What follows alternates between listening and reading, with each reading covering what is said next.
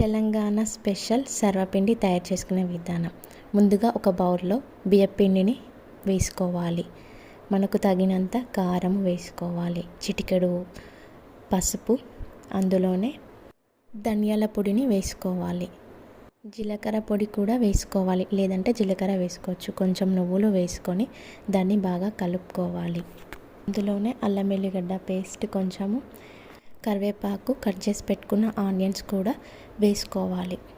ముందుగా నానబెట్టిన శనగపప్పును కూడా అందులో వేసుకోవాలి. ఇప్పుడు పిండిని మళ్ళీ మొత్తం కలుపుకోవాలి, అవన్నీ కలిసేలాగా.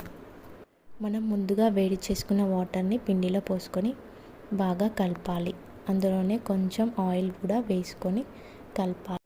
అలానే అలా కలుపుకోవాలి. కలుపుకున్న తర్వాత మనకు తగినంత చల్లని వాటర్తో కలుపుకుంటూ అలా కలిపిన పిండిని మొత్తం ఒక ముద్దలా తయారు చేసుకోవాలి.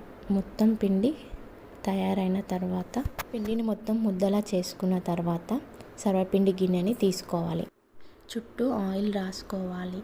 ఆయిల్ పోసాక అలా ఆయిల్ రాయాలి. ఆయిల్ రాసిన తర్వాత కొంచెం పిండి ముద్దను తీసుకొని అందులోని ప్రెస్ చేసుకోవాలి. సర్వపిండి గిన్నెలోనే అలా ప్రెస్ చేసుకున్న తర్వాత కాలాలి కాబట్టి మనము హోల్స్ చేసుకోవాలి చిన్నగా.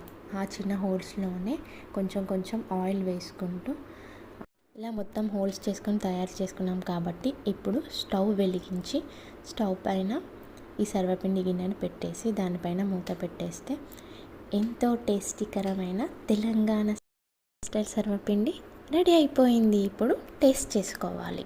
టేస్ట్ చేసి చూడాలి.